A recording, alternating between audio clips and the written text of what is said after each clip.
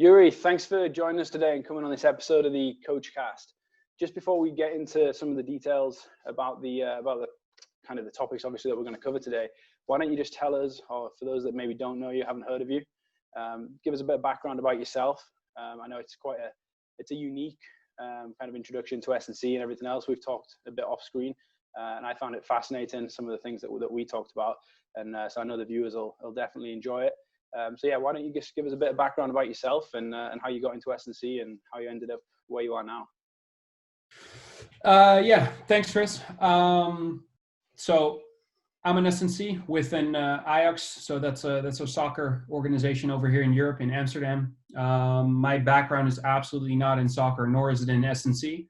After high school, I actually went to business school. That's how I started. I got my degree at the University of Amsterdam. Sports had always been my primary passion. It had always been what made me get up in the morning and what made me go, stay up way too late at night to watch the NBA. That had always been what got me ticking. So even throughout school, I always realized there's always something that kind of pulled me towards a passion more than maybe my career path that was supposed to be did. So while I was doing my bachelor's at the University of Amsterdam, I trained at a gym here, a local gym in Amsterdam, and I just randomly went up to one of the owners and I asked him whether I could intern as a personal trainer or as a group trainer just within their gym. So not really having any kind of way of looking at sports specifically, but I was just always training, and what would happen is I would start helping people because if I felt like someone wasn't moving well, I just always immediately had that hunch, I'll try to help them. So I started there. That was I believe, a 9-month internship, unpaid, which, I mean, we all love those days. I went from an unpaid internship to becoming a PT. I did that for the first, including internship, I want to say 2 years of my career. So that was from 22 to 24. And then I actually had my first opportunity as a head of S&C for a professional basketball team here in Amsterdam. And by head of S&C, considering the level of professionalism here in Holland in basketball, that meant an unpaid internship where you are called the head of strength and conditioning. And the funny thing there is strength and conditioning is a relatively undeveloped field here. And by relatively, I mean a lot. Generally, Europeans are very far ahead of the curve in technical and tactical development. But from physical development perspective, we haven't really made the steps because that's not really what the budget is pushed towards. So I got there, and the only person I had to communicate with was the head coach at the time and the head physio. That was it. So that was the entire staff, basically. They had a couple assistant coaches, but they didn't really have anything or too much to do with my work. So I did that for the first, I want to say, year and a half as being an S&C, so transitioning from personal training to sports. I did that, and what was kind of unique there is I had nobody looking after me or looking over my shoulder, or I didn't have a mentor or someone that kind of could push me in the right direction. So apologies to my guys back then that I actually trained. I just a lot of trial and error from the very start. Just try to figure out what worked, what didn't work. I remember, first time doing anything with jump monitoring, and I had put all my eggs in one basket, meaning strength development. And I remember that our vertical jumps started to creep up a little bit, and then I hadn't tested them for a while, and I retested them, and they all stagnated at the same level. So they all stopped. And I remember just being mind blown because for my thought, it was like, oh, if I get someone stronger, because that had been my own experience, that means that they are now going to jump higher, which they did until, of course, you get to a certain point where it doesn't transfer that easily. So that's kind of how I learned the ropes, through trial and error. Had a couple other steps in between. Some national basketball teams here, the national 3-on-3 basketball team. Had a professional basketball team that played European League in between. And then last season, I got asked by the head of strength and conditioning at Ajax whether I could fill the position underneath him, which is assistant and head of basically the academy, so the second team. For those who don't know how soccer works in Europe, generally you have a developmental system that works from anywhere age 8 to the first team. And basically there's a developmental team right underneath the first team. And that's that I lead that squad basically. Nice. And how was that transition from, well, the first thing actually that stuck out to me was no mentor. Like how was that, having no mentor? Kind of quite early on in your career, maybe you see these jump heights obviously stagnate, and you kind of almost don't know what to do potentially. Where do you go? What do you do? Because I'm sure there's a lot of young coaches doing their internships and things like that in similar situations, and they've potentially got no one to reach out to. Like, what would the advice be there? And what did you do? I think what's actually very nice for me, I kind of see more as a blessing than it was a curse. I would have loved to have a mentor. I still, I try to reach out to as many people as I can. And I believe that social media and the internet in itself makes it easier for us to communicate with others that you might look up to or feel like they have some more knowledge. And I think the beautiful job about this industry is that there are a lot of people that are more than willing to help you if you ask the right questions. Like, not if you go up to them and you ask some lazy question like, hey, how do I get stronger? But you actually ask them specific stuff. I think a lot of people are willing to help you. Now, for me at that time, I didn't have any connections outside of Holland. So I didn't really have that option.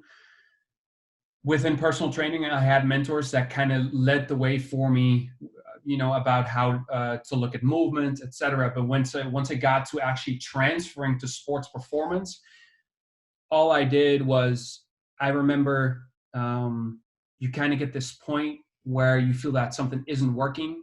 You get real embarrassed by it. And then what happens to me is, if I fail, I just kind of throw myself at something to make sure that that doesn't happen again. So I remember I was like, how the F can I not get these guys to jump higher when I know that it's all an aspect of force, right?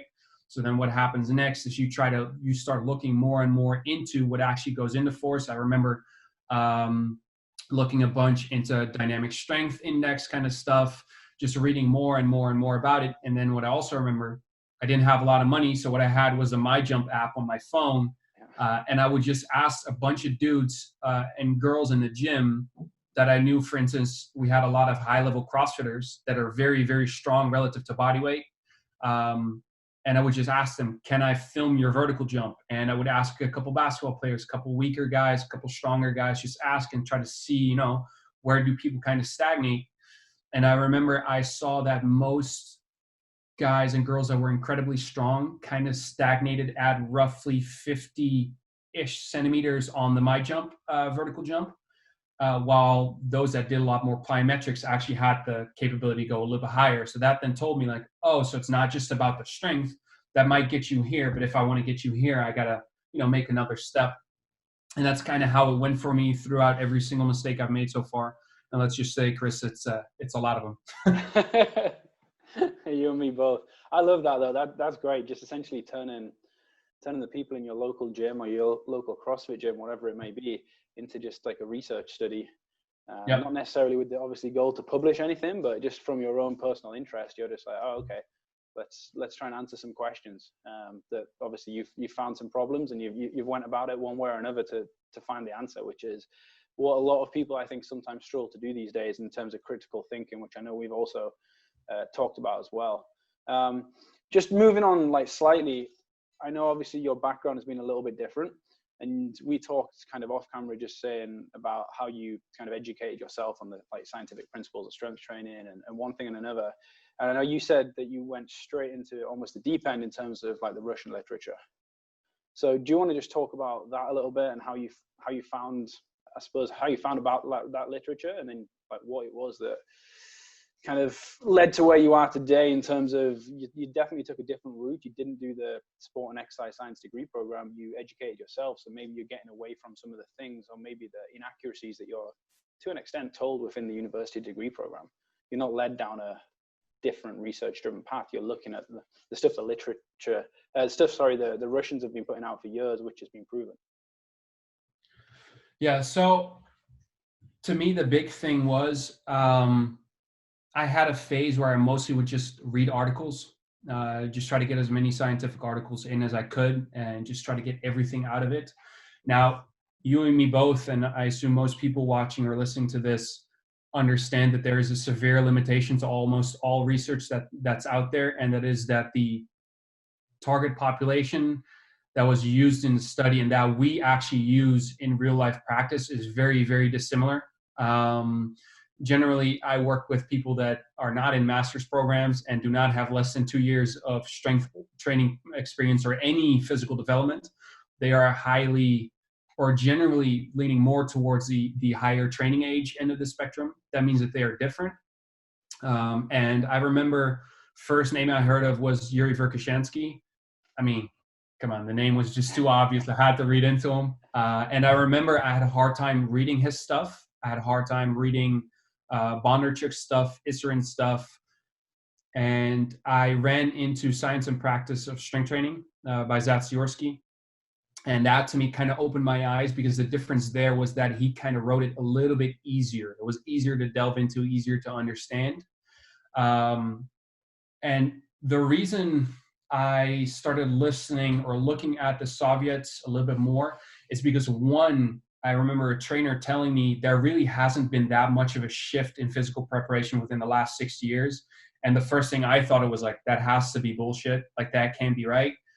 Until you actually dive a little bit deeper into the Soviet stuff, and you actually see that most of the things we're doing now, they've been doing in the 1970s.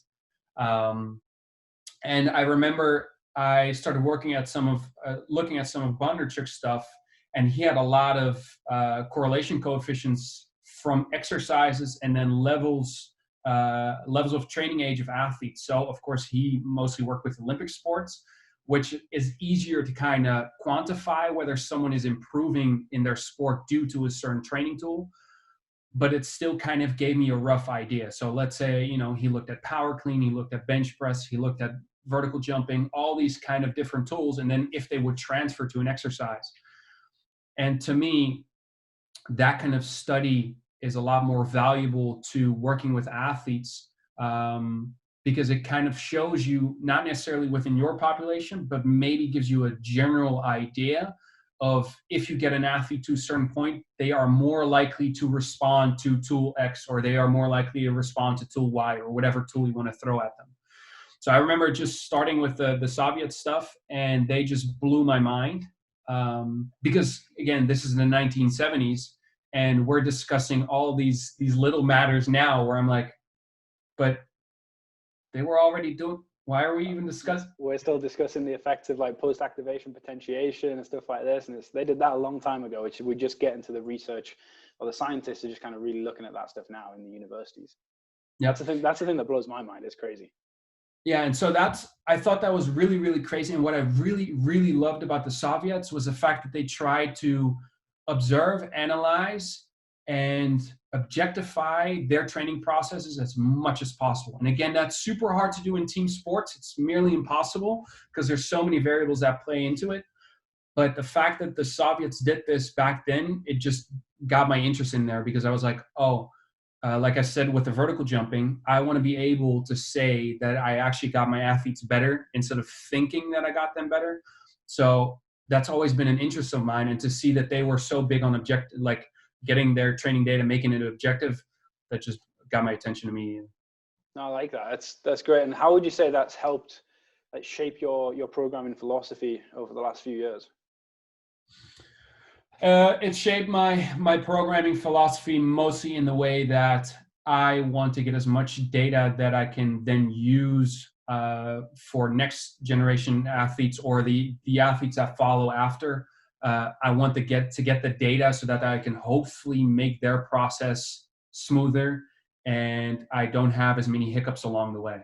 I think that's a big thing for me. Of course, if you gather data, it's always going to help you with that athlete later down the road. But if I've already experienced with my first batch of semi-professional players, if I get you this strong, more than that probably isn't going to help you in basketball, at least from a increasing vertical jump perspective. There could still be plenty of other reasons to do so, but from a vertical jump perspective, if I know getting you stronger isn't going to help you there, and you come to me with the question, I want to get better at vertical jumping, then I know from my past experience, maybe this is how far I can go. And then if I do push it further, then it becomes a risk reward kind of thing, where I have to ask myself, is it worth it pushing all these resources towards that one physical trait, or should I push it somewhere else? Definitely. And I think you termed it, off camera, you termed it, was it the 90-10 principle? I know there's obviously the 80-20 principle. You talked to be more of a 90-10, and it's kind of knowing what works, and you get your bang for your buck, and then the other stuff's kind of playing around with, I don't know, aqua bags, Bosu balls, or whatever Franz Bosch kind of throws at you that week. Yeah, basically.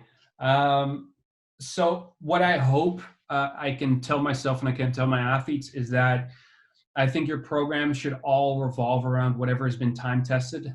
So it is really easy to look at the newest gear or the newest whatever is hot out there.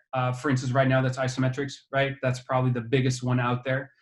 And a lot of tools are going to have a lot of value, but a lot are also just going to be lost in the wind somewhere. While there are also things that have been with us for so long and have been proven to work efficiently and effectively, that we can likely say that even though we might argue about the little details about it, I think we can all, for instance, say every athlete needs some form of maximal strength development.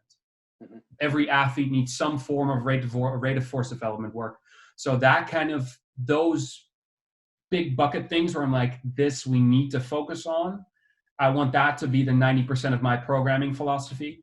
And then the 10% might be, let's say your head coach, like, my dudes have to use aqua bags because I heard from this other guy, it's perfect. All right, coach, cool. We'll get buy-in from coach.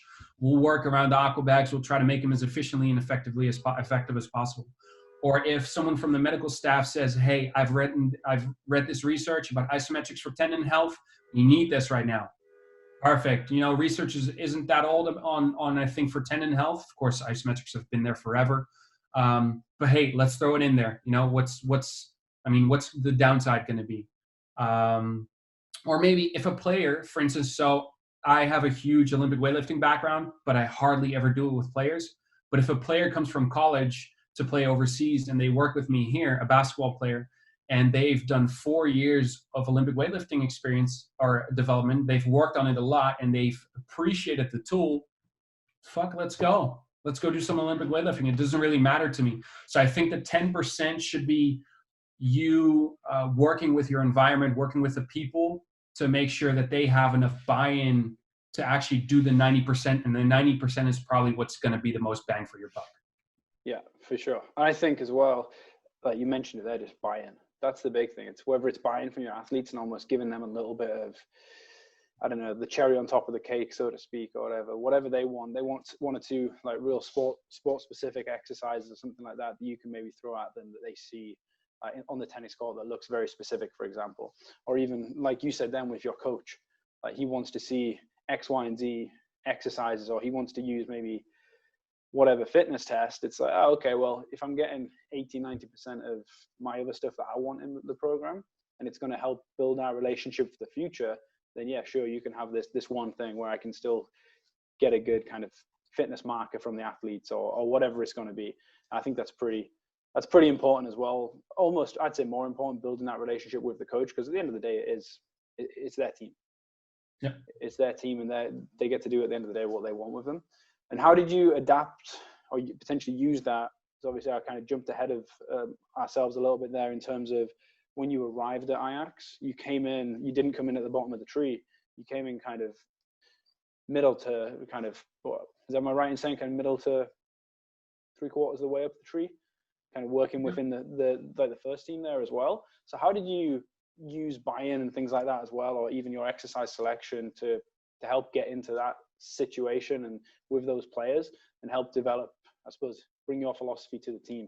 And so it's kind of a long-winded question, but so people weren't looking at you like, oh, this guy loves Olympic weightlifting, he does this, he does that. So you're not just changing the whole environment, you're still trying to adapt. Like how did that work for you using the program philosophy that you've just talked about?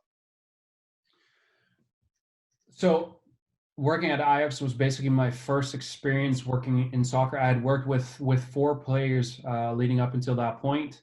So I had very little experience within the culture. And I think if there's one big difference between sports, I think we've discussed this before, it's not necessarily the sport itself, but it's a culture that surrounds it that can be extremely different.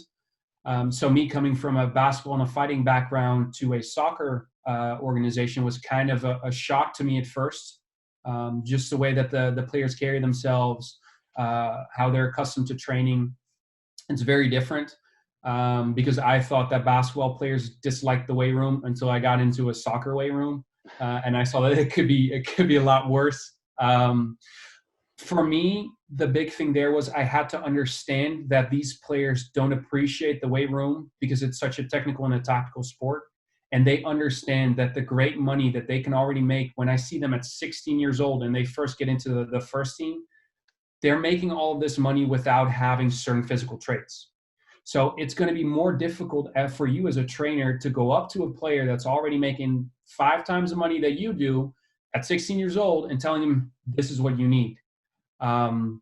And then kind of what also bites me in the back, like a lot of my social media stuff is weightlifting, heavy lifting, or plyometrics. And these players see it and they're like, oh, he's that kind of dude. He just loves the weight room and that's it.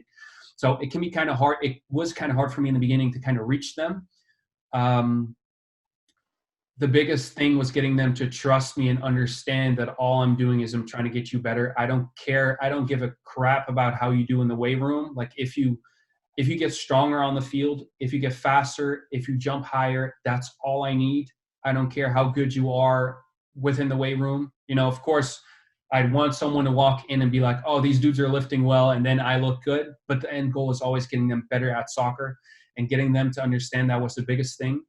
Now, from a purely programming perspective, these guys did not know what progressive overload was. Like these guys did not understand that if you lift something today, you can lift something heavier tomorrow or a week from now or maybe 2 weeks from now.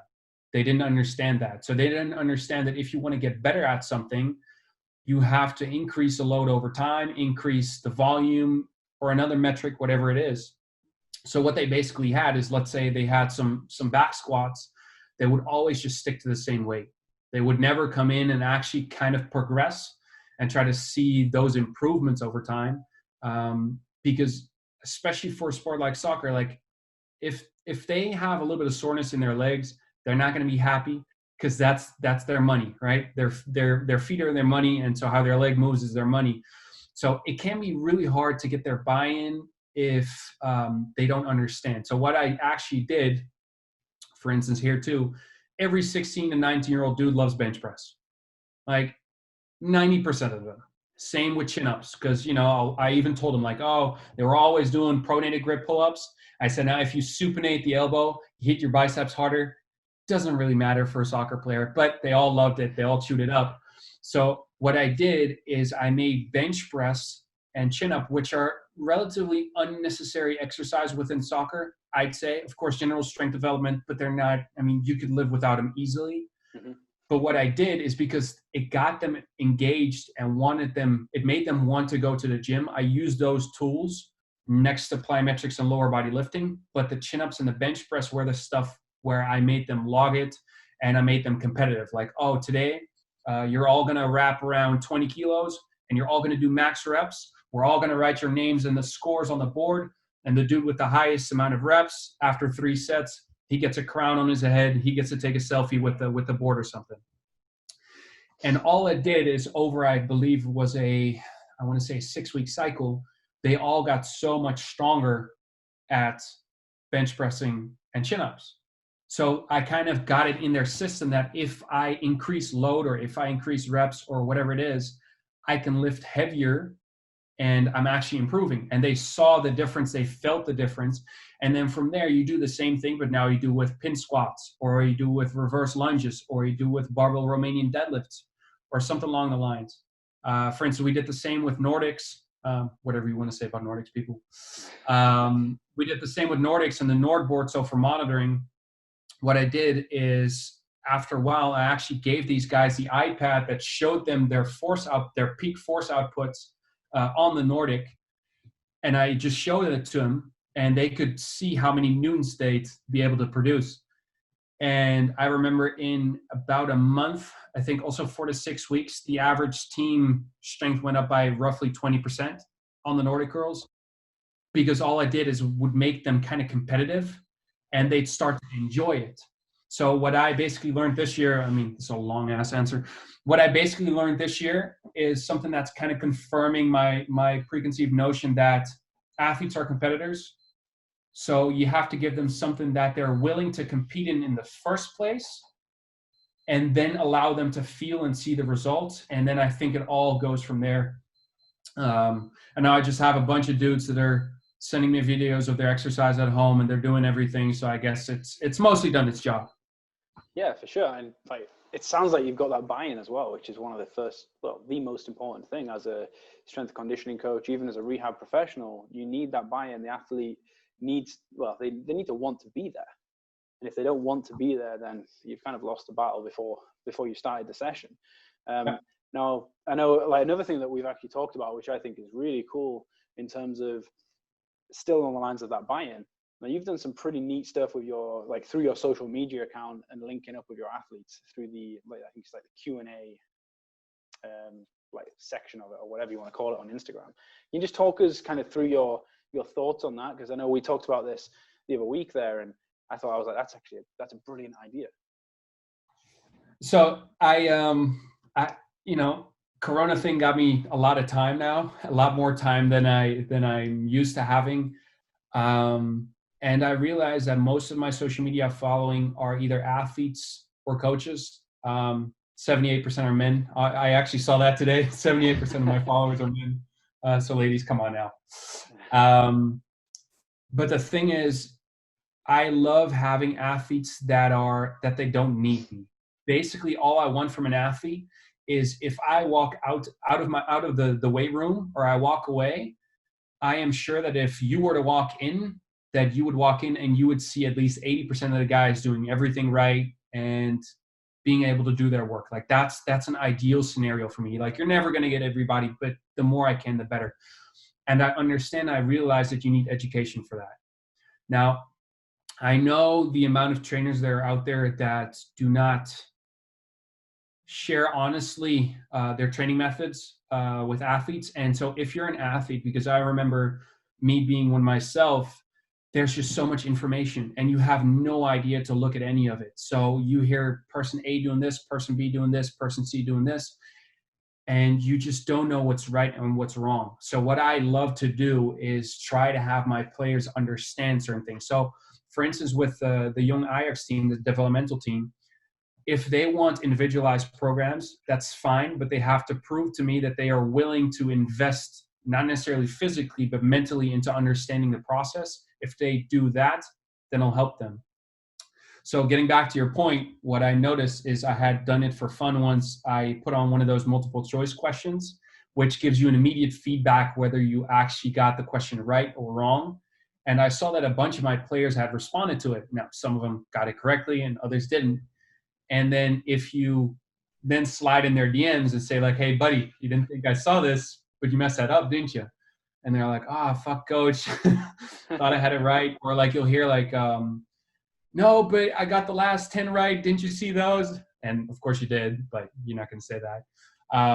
But yeah, I kind of use that tool because I know they're at home. They're chilling now. They're all on their phone. They're all on social media.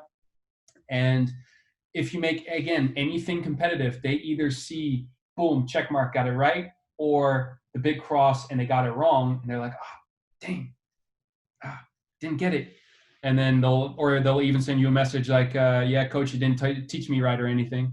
But just going back to, they're one, competitive, they two, have the time, three, this is where they spend their time. Like they are on social media. That's what they do. So it still gives me a moment to make it easy for them to learn something about physical preparation while I'm not with them. Maybe they actually learn things now that I wouldn't be able to teach them when we're in the weight room because they have so many other things to think about. You got to remember, if you want your athletes to understand something about strength and conditioning, there's another assistant coach that wants them to learn about this skill in kicking a ball. Head coach wants them to understand this play. Physio wants him to understand this kind of movement that's going to make his pelvis rotate less, or the nutritionist wants him to learn about whatever he wants him to learn about. There's all these things that are just going on to the athlete. And now there's actually none of that. So they have so much time to learn something.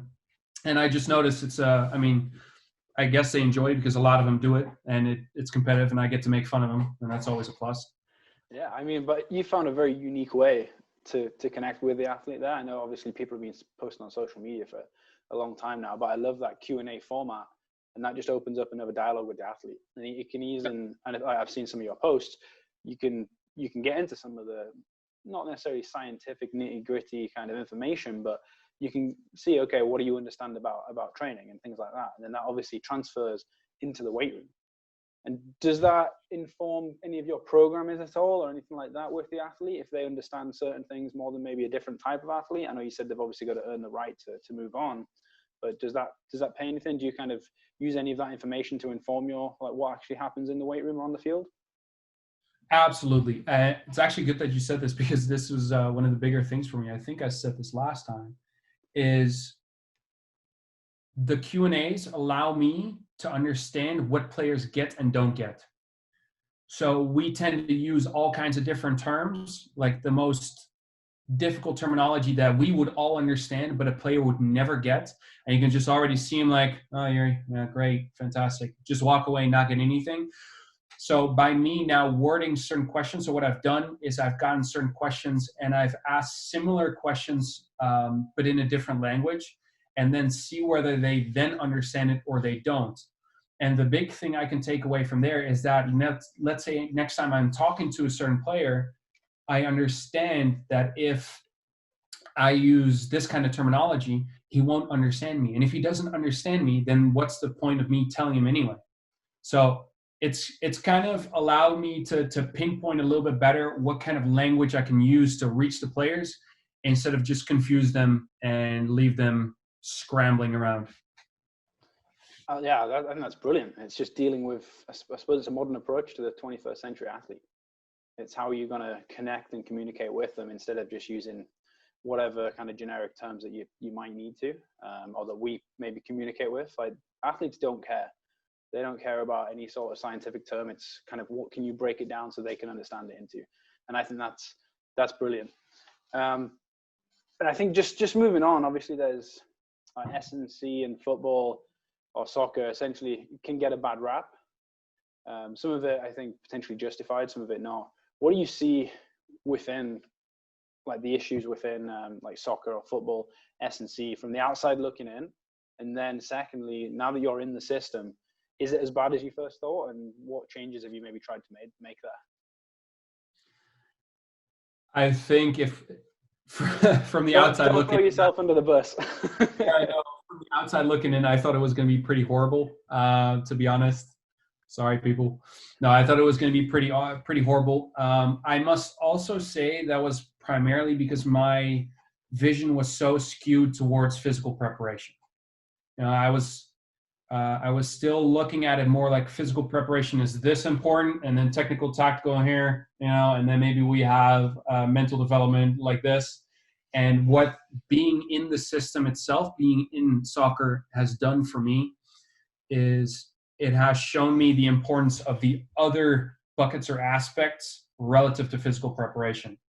So where in the beginning I would have been like, if you look at these soccer players, you're like, oh my God, if they would just get stronger, not necessarily heavier, just stronger at their same body weight, imagine the force they're going to be able to express. They're going to be such better athletes. Because if you look at soccer players relative to, let's say, an American football wide receiver, you're like, that's an athlete. He's probably not.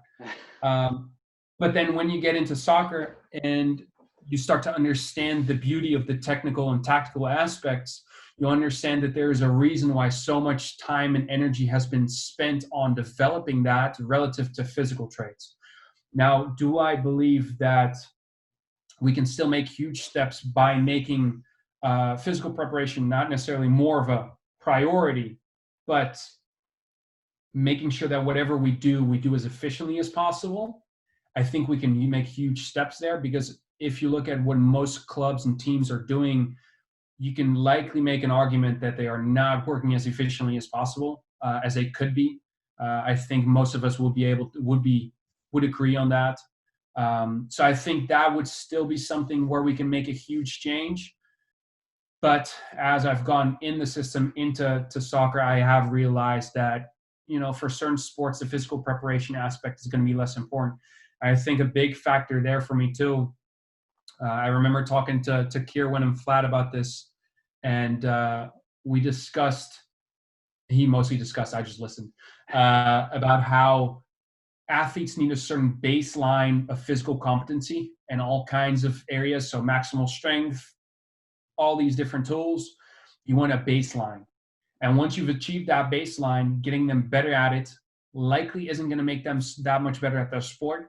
But if you make them what he calls a master at their sport, then that's probably going to transfer most. So my biggest goal within Ajax for these guys is to get them towards that baseline of physical development, so that from there, all we can just do is maintain and hopefully just sprinkle a little bit extra development throughout their career, but just focus on what's most important. That's tactical and technical.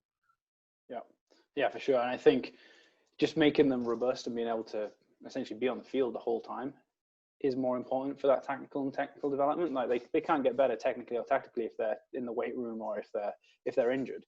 And I think that's one big change actually that I've made to my program in this last 12 months is, instead of, if a guy is meeting, or an athlete is meeting the like physical qualities I'm looking for, then instead of them going 3 times per week in the weight room, then we just pull them down to 2. And that extra hour, 75 minutes is then put towards tactical preparation of the athlete. And I think that's a better use of their time as well.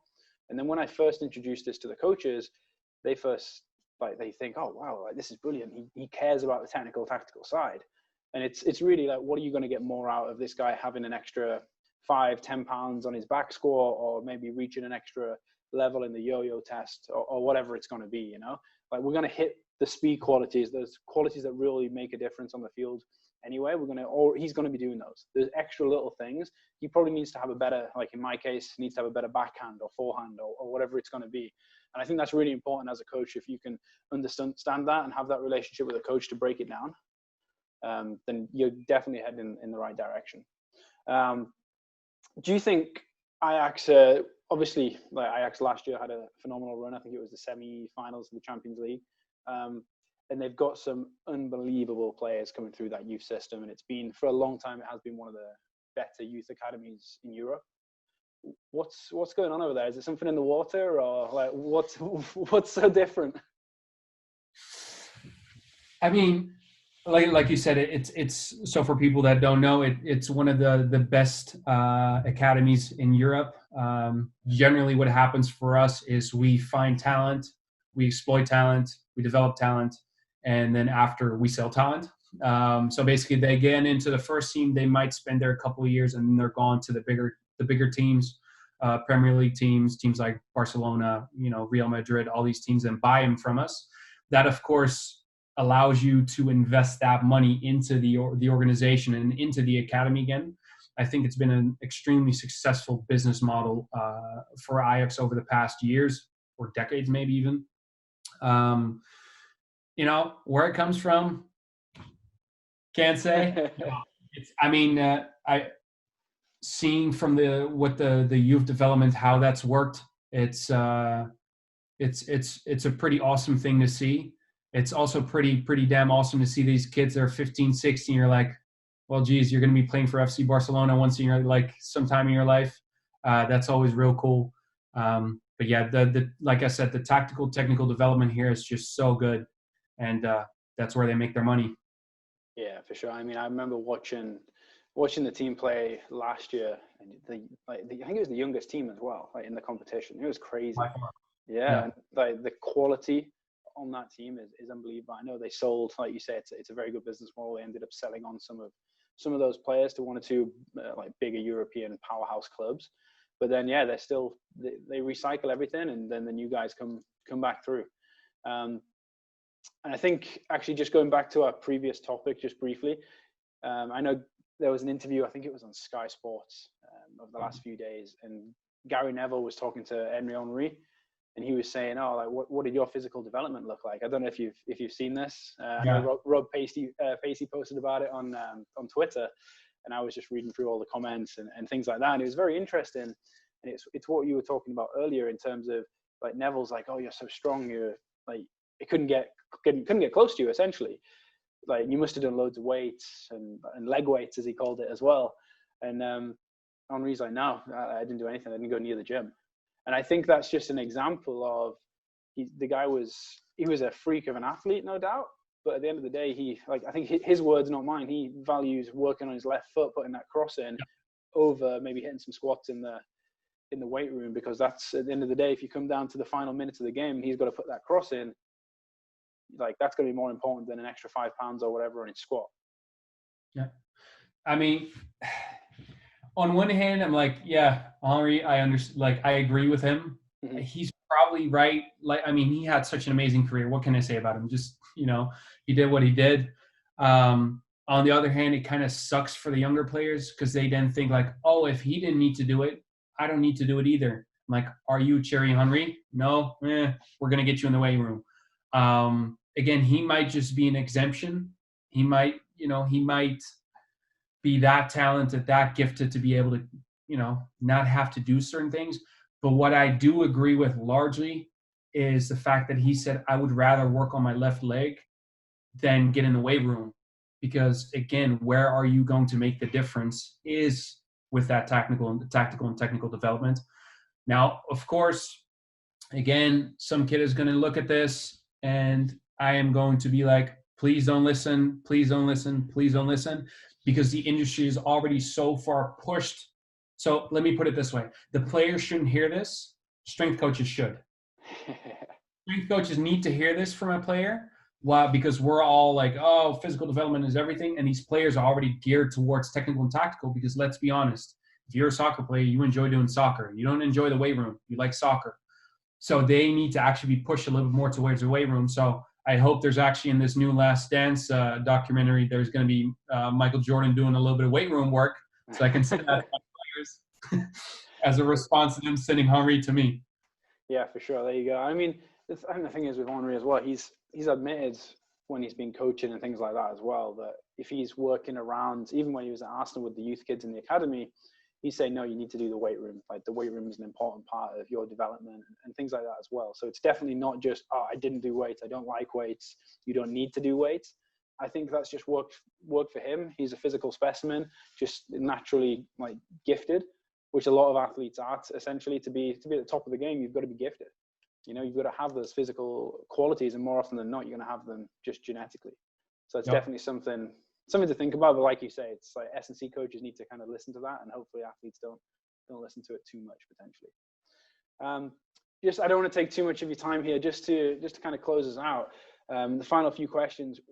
Any young coaches coming into the profession, and especially with your background being a little bit different, what advice would you give to them? Find your own research. I think that's the biggest thing. Find your own research do your own research as in reading. And then secondly, doing your own research with the work that you do. So the more you can get data about what you're doing and data that you can then actually apply in the future, then you're probably going to be on the right path. It's always going to be better than guesswork.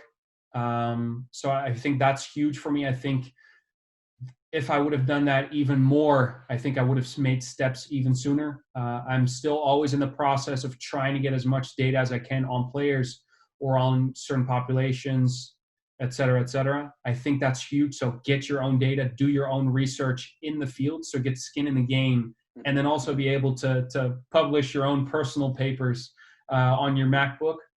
And then secondly, do your research on what are truly time-tested methods.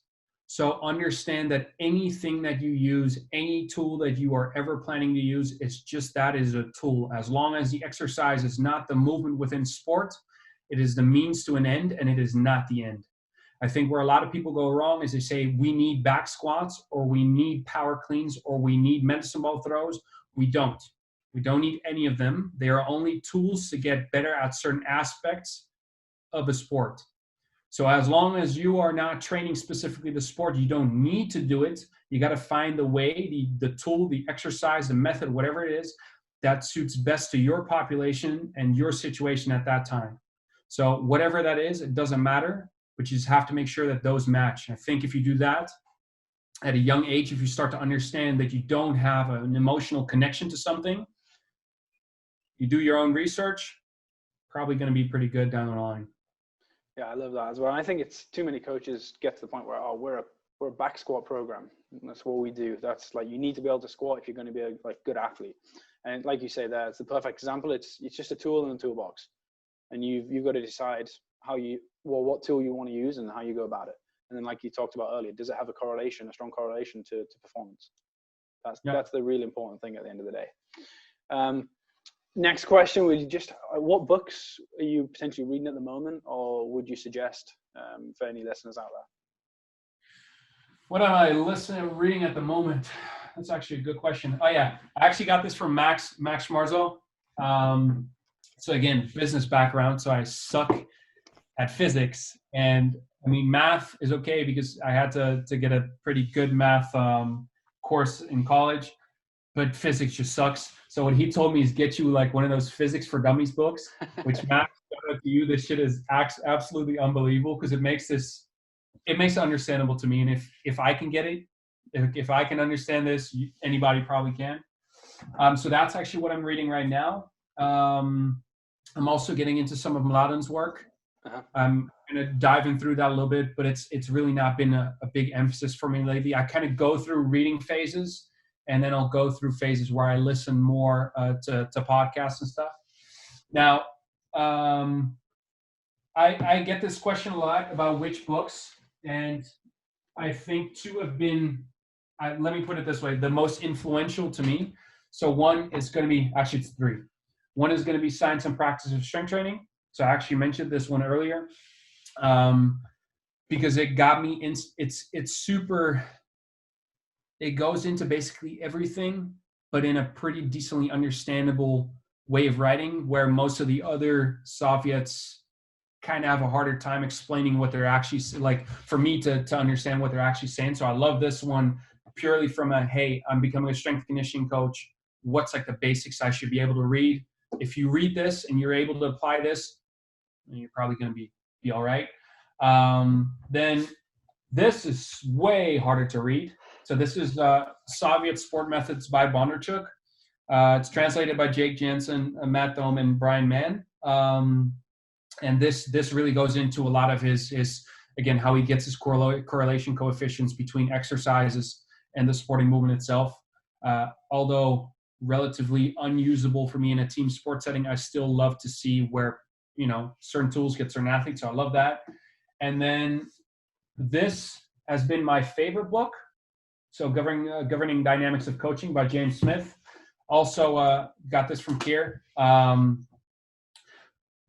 I got this and I started reading this right around the time when I got to Ajax. So kind of when I made that shift from, hey, how important is physical preparation relative to all these other facets of of sports development or sports performance.